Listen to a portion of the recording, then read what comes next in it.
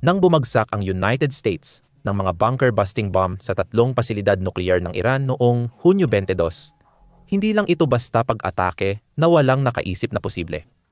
Ipinapakita lang ng United States ang lakas at kapangyarihan nila. Isa itong pagkakataon para sa United States na ipakita kung ano ang kaya nilang gawin kapag naitulak sila sa kanilang hangganan. At may isang lalaki na talagang nagmamasid ng mabuti. Pangulo Ruso Vladimir Putin, ang pagpapakita ng lakas ng militar ng United States ay nagdulot ng pagkataranta kay Putin. Nagpadala lang ang United States ng isang napakalinaw na mensahe kay Putin. Kung makikipag-away ka sa toro, tiyak na masasaktan ka. Noong weekend, naglunsad ang Estados Unidos ng sunod-sunod na malalakas na pag-atake gamit ang mga missile mula sa ere at submarino laban sa tatlong Iranian nuclear sites, Fordo, Isfahan at Natanz. Gumamit ang United States ng kanilang bunker-busting guided bomb unit, 57 na massive ordnance penetrators sa hindi bababa sa dalawa sa mga site na iyon. Ang bawat isa sa mga 30,000 libra na bombang ito ay kayang maghukay ng hanggang 200 talampakan sa ilalim ng lupa bago pakawalan ang kanilang mga pampasabog. Maagang ulat mula sa tatlong site ay nagpapahiwatig na naging matagumpay ang United States. 6 na bagong hukay ang nakita sa Fordo. Bawat isa ay nagpapahiwatig na may bumagsak na bunker buster at tumagos sa lupa papunta sa ilalim ng nuclear facility. Ipinakita na ang Isfahan ay lubhang napinsala ng mga pag-atake mula sa itaas ng lupa habang ang Natanz ay tila naging biktima ng parehong cruise missiles at bunker busters. Kalaunan, lumabas ang mga ulat na maaring hindi naging kasing tagumpay ng inaasahan ang United States. Noong Hunyo 24, iniulat ng New York Times na ang pag-atake ng Amerika na tinawag na Operation Midnight Hammer ay maaaring nakapagpabagal lamang sa nuclear program ng Iran ng ilang buwan, nagawang mailipat ng Iran ang karamihan ng kanilang enriched uranium, kabilang na ang nakaimbak sa Fordo, bago ang pag-atake. Gayunpaman, kahit na may natirang uranium, wasak pa rin ang mga pangunahing pasilidad nuklear nito. Maaari mong malaman pa ang tungkol sa Operation Midnight Hammer at ang mga naabot nito sa aming video na tumatalakay sa mga pag-atake. Pero ano ang kinalaman nito kay Putin? Sa isang panayam sa Times Radio noong Hunyo 22, malinaw na ipinaliwanag ni Hamish de Bretton-Gordon, isang komentaristang militar ng Britanya. Si de Bretton-Gordon ay nagsilbi bilang opisyal ng British Army sa loob ng 23 taon at minsan ding naging commander ng Rapid Reaction Chemical, Biological, Radiological and Nuclear Battalion ng NATO at ng Joint Chemical, Biological, Radiological and Nuclear Regiment ng United Kingdom. Ito ang sinabi niya tungkol kay Putin. Si Pangulong Putin ay siguradong nakaupo sa Kremlin.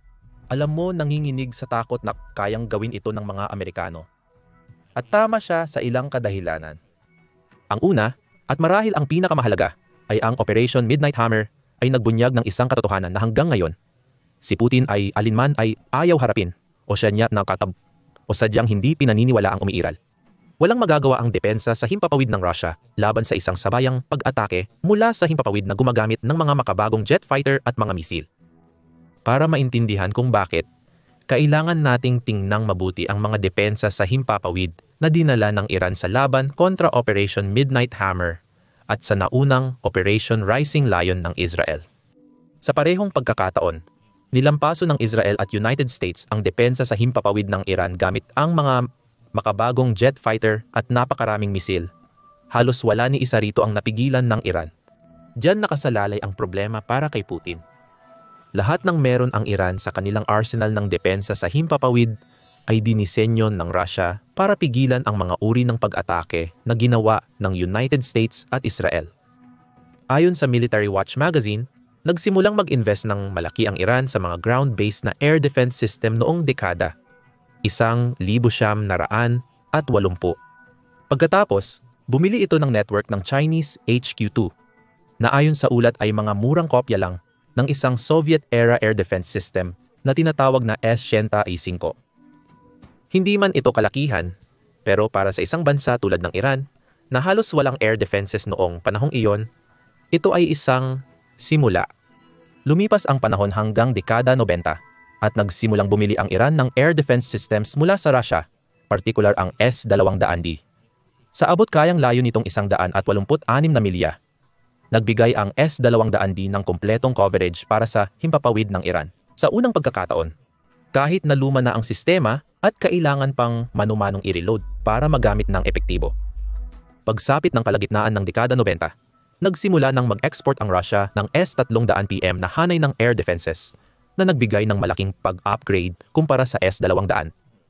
Noong 2007, naglagay ng unang order ang Iran para sa isa sa mga sistemang ito. Gumugol din ito ng malaking bahagi ng dekada 2000 sa pagbili ng iba pang mga Russian-made na short-range air defense systems tulad ng TORM-1. Nagawang bumili rin ng Iran ng ilan sa mga modernong S-400 na air defense system ng Russia na isa pang upgrade ayon sa National Security Journal na dapat ay nagbigay daan sa Iran na labanan ang mga United States made na B-2 Spirit stealth bombers, ang mismong mga bomber na naghulog ng bunker busters noong Operation Midnight Hammer. Ang punto rito ay halos lahat ng kagamitan sa air defense ng Iran ay gawa ng Russia. O sa kaso ng HQ-2, gawa ito ng isang bansa na basta na lang kinopya ang ginawa ng Russia noong panahon ng Soviet. At pumalpak ang mga air defense na iyon. May ilang posibleng dahilan kung bakit nangyari iyon. Halimbawa, kinumpirma na ng Israel na may mga ahente ng Mossad silang nag-ooperate sa Iran bago ang Operation Rising Line, kung saan inilunsad ng Israel ang unang bugso ng airstrikes laban sa mga nuclear facility ng Iran at mga pangunahing tauhan ng militar nito. Palihim na nagtayo ang mga ahenteng iyon ng isang pabrika ng drone sa loob ng Iran at ayon sa Telegraph, ginamit ng Israel ang mga produktong iyon upang wasakin ang marami sa mga air defense system ng Iran bago pa man sila magkaroon ng pagkakataong magpakawala ng mga missile bilang ganti laban sa mga fighter jet at bomber na sumakop sa himpapawid ng Iran nitong mga nakaraang linggo. Pero kahit naging matagumpay ang mga pagsisikap na ito ng sabotahe, pwede sanang naalis ng Mossad ang bawat unit ng air defense na mayroon ang Iran. Ang S-400, particular, ay nilayon na kayang pabagsakin ang mga fighter jet at mga bomber na gawa sa Amerika. Kaya ginawa ito ng Rusya. Pero katulad ng mga lumang sistema ng depensa ng hangin ng Iran, napatunayan nitong wala rin itong silbi. Tulad ng itinuro ng National Security Journal, ang S-400 ay inaasahang hindi basta-basta matatalo ng mga tradisyonal na atake ng mga fighter jet na may anti-radiation missiles. At dapat kaya rin nitong pabagsakin ang mga fighter na iyon. Hindi nito nagawa, at iyan ang labis na ikinababahala ngayon ni Putin. Ang pagkabigo ng depensa sa himpapawid ng Iran ay nagdulot ng matinding pagkabigla sa Moscow. Dahil ibig sabihin po nito, magiging kasing walang silbi rin ang depensa ng Russia kung ang isang bansa tulad ng United States ay magsagawa ng katulad na pag-atake sa himpapawid na ginawa sa Iran laban sa Russia. Si Matt Oliver, na sumusulat para sa The Telegraph noong Hunyo 19, ay nagbigay pa ng karagdagang paliwanag. Sabi niya na ang Operasyon Rising Lion ng Israel ay kinabibilangan ng 200 fighter jets, kabilang ang mga F-15, F-17 at F-35 na gawa sa United States na nagawang na umatake sa Iran ng walang kaparusahan. Ang mga pag-ataking ito ay kinabibilangan ng paglalakbay ng mga eroplanong may piloto ng humigit kumulang 2,000 milya pabalik at pabalik na nangangailangan ng air-to-air refueling sa kalapit na Syria. Sabi ni Oliver, ang mga pag-atake ng United States na sumunod ay nangangailangan ng mga eroplanong lumipad sa mas mahabang distansya. Ang mga B-2 Spirit bomber ay lumipad mula sa lupa ng United States, naglakbay ng libu-libong milya habang paminsan-minsan ay humihinto para mag-refuel sa eri. At tulad ng mga fighter jet ng Israel, nagawa nilang isagawa ang kanilang mga pag-atake nang hindi man lang natatamaan ng air defense ng Iran. Gaya ng sabi ni Oliver. Ngunit hanggang ngayon, wala pang ni isang eroplanong Israeli ang napabagsak at tila walang magawa ang mga sistemang ibinigay ng Russia sa Iran para pigilan ang Israeli Air Force. Gumamit ang Israeli Air Force ng mga fighter jet na gawa sa United States at ang United States mismo ay gumamit ng B-2 bombers at napakaraming iba't ibang sasakyang panghimpapawid na sumusuporta. Ipinapakita ng kinalabasan na ito ang kabiguan ng Iran na nagpapakita ng hindi magandang imahe sa kagamitan ng depensa sa himpapawid ng Russia. Binanggit din ni Oliver ang isang independenteng defense analyst na si Francis Tusa na nagtanong ng mahalagang tanong. Kailan ba natin huling nakita ang ganitong uri ng air supremacy? Sa tingin ko, mula pa rin ito sa Israel noong 1967 at bago iyon, malamang ay ang mga allies noong 1944 sa ibabaw ng Germany. Pinag-uusapan mo ang tungkol sa isang integrated air at missile defense system na dati nang pinuri ng United States na napatumba lang sa loob ng 72 oras. 3 araw para makamit ang antas ng air superiority na hindi pa nakita sa mahigit kalahating siglo. At nangyari lahat ito dahil ang mga Russian air defense system ng Iran ay hindi kasing husay ng inaakala ni Putin. Ang napatunayan lang ng Israel at United States ay kaya nilang magsagawa ng airstrikes laban sa Iran. At kung kaya iyong mangyari, nanginginig na sa takot si Putin. Dahil parehong Operation Rising Lion at Operation Midnight Hammer ay patunay na kaya ring gawin ng United States iyon sa Russia. Binibigyang diin ito ni Debretsion Gordon.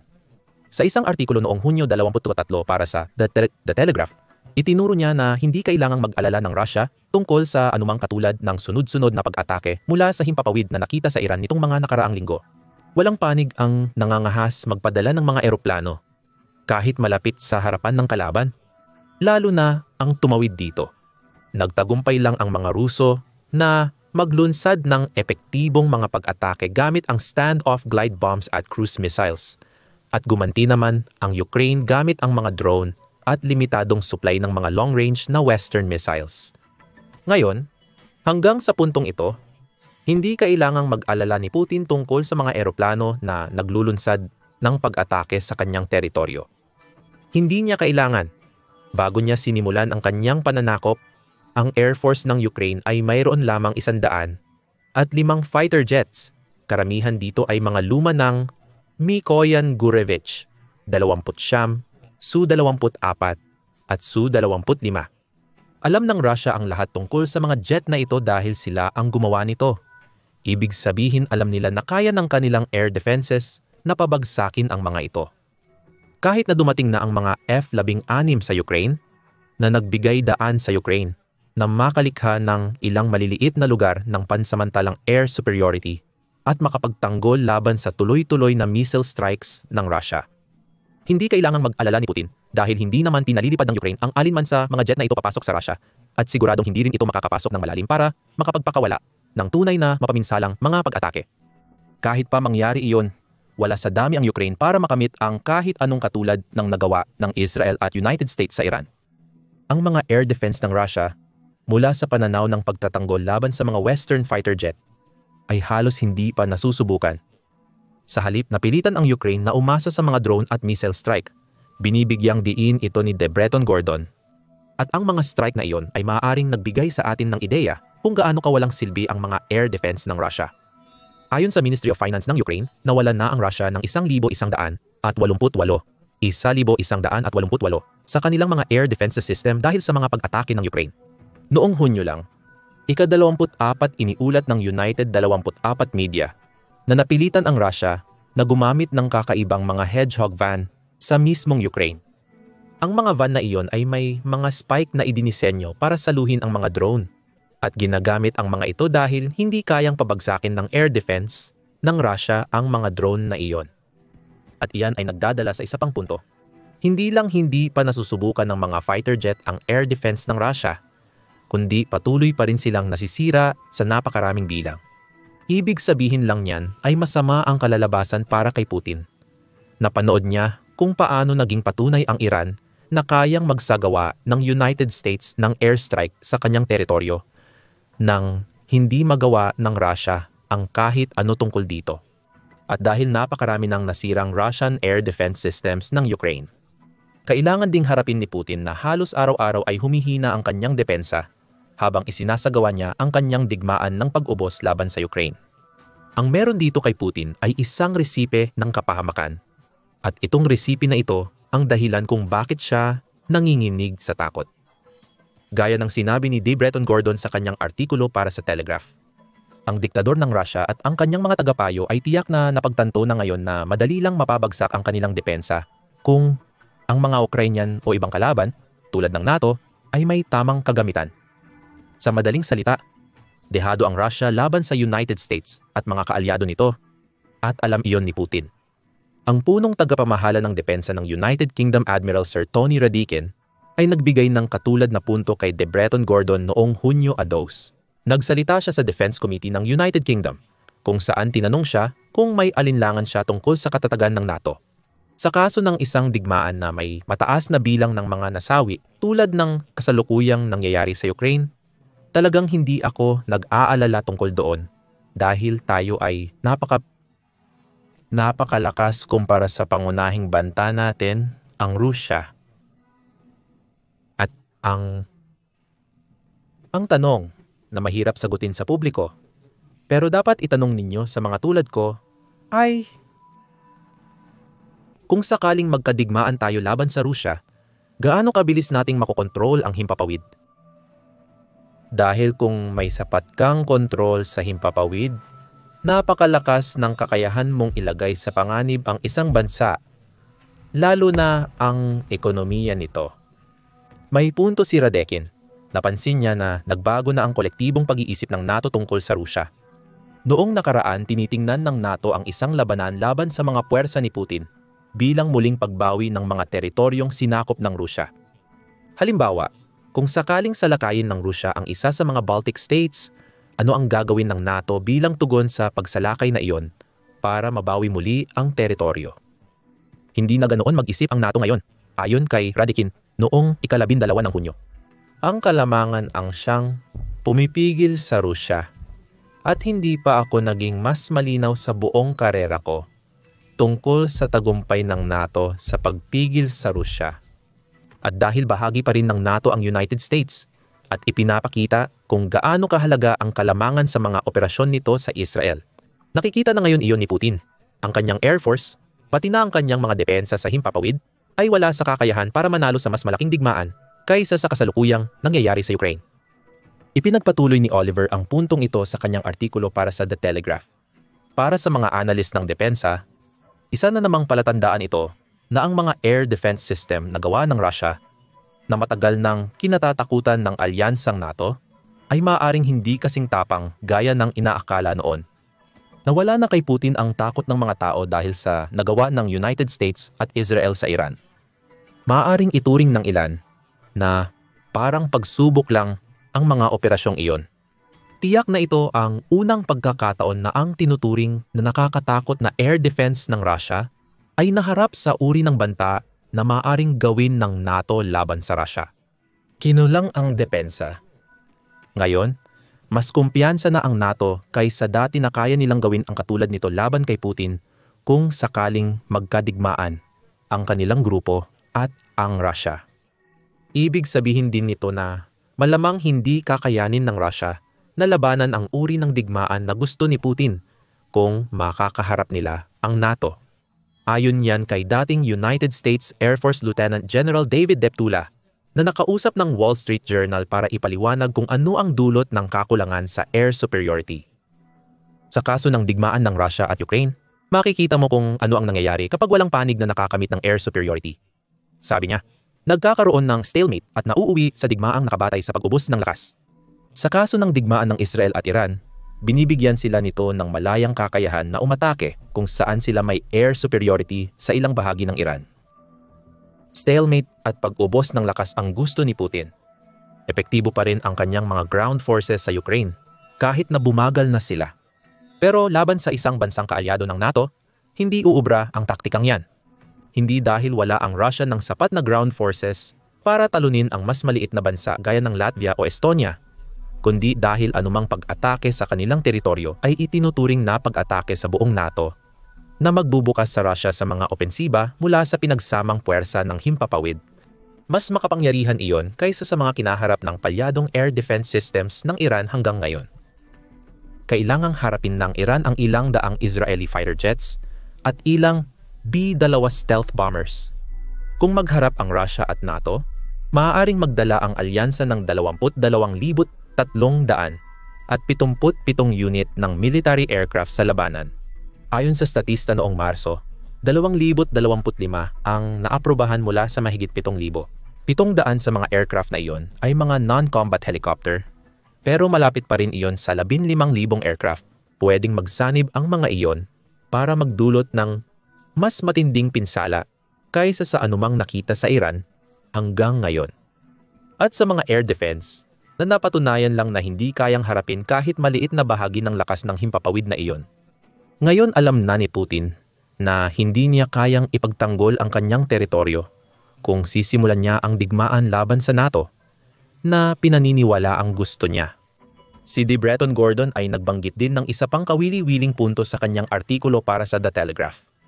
Hanggang sa puntong ito, sa sigalot sa Ukraine, hindi kailanman kinailangan ni Putin na mag-alala tungkol sa anumang uri ng banta na ihaharap sa kanya. Lahat ng panganib ay inako ng kanyang mga sundalo. Mahigit 1 milyon sa kanila ang ngayon ay patay o sugatan dahil sa digmaan ni Putin, ayon kay De Breton Gordon. Pero makakasiguro tayo na sina Putin at ang kanyang mga general ay mag-aalala para sa sarili nilang kaligtasan, sabi niya. Ang malawak na United States at Israeli intelligence networks na nakita natin sa Iran, na nagpapahintulot pa nga sa kanila na matukoy at patayin ang mga pangunahing leader at nuclear scientist halos kailan nilang gustuhin, ay tiyak na nakakatakot ang hierarkiya ng Kremlin. Lalo na ngayon na mukhang may katulad na abot ang Ukraine sa loob mismo ng Russia. Ngayon, tandaan na ang Mossad ay kasangkot sa tagumpay na naranasan ng Israel at United States laban sa Iran. Napatunayan na ng Ukraine na kaya nitong kumilos ng malalim sa teritoryo ng Russia, gaya ng nakita sa Operation Spiderweb na tinalakay namin sa isang video na maaari mong panoorin sa aming channel. Lahat ng mga elemento ay pag-uulit lang ng mga nangyari sa Iran, pero sa mas malaking saklaw at nakaayos na. Alam ni Putin ito, nakikita niya ito, at wala nang magagawa ang leader ng Russia tungkol dito. Pero may isang dahilan kung bakit magpapanik si Putin pagkatapos ng Operation Midnight Hammer. Tulad ng nabanggit kanina, wala na ang takot sa mga air defense system ng Russia. Ipinunto ito ng The Globe and Mail sa isang artikulo noong Hunyo 23, kung saan binanggit nila na sa loob ng mga dekada, iniiwasan ng mga naging presidente ng United States bago si Donald Trump na atakihin ang Iran. Sa mahigit 45 taon, mula kay Pangulong Carter hanggang kay Biden, bawat administrasyon ay nagpasya na ang isang military strike sa Iran ay masyadong delikado at magdudulot ng kaguluhan. Sa loob lamang ng isang gabi, sinuway ni Trump ang tradisyong iyon sa pamamagitan ng mga airstrike ng United States na nagdulot ng pagkawalan ng takot na dati bumabalot sa mga pinagmamalaking air defense system ng Russia. Lalo pang pinahina ng mga airstrike na iyon ang Russia sa pamamagitan ng pagtanggal sa isang kaalyado na inaasahan ni Putin para sa mga drone at missile. Ngayon, ang alinman sa mga sandatang ginagawa ng Iran ay itutuon na laban sa Israel at posibleng sa mga base militar ng United States sa gitnang silangan. Pero mas mahalaga, ipinapakita ng desisyon ni Trump na patamaan ng matindi ang Iran na isa siyang pangulo na handang sumugal. Gaya ng sinabi ng The Globe and Mail, si Ginoong Trump ay gumawa ng isang sugal na mataas ang pusta nitong weekend.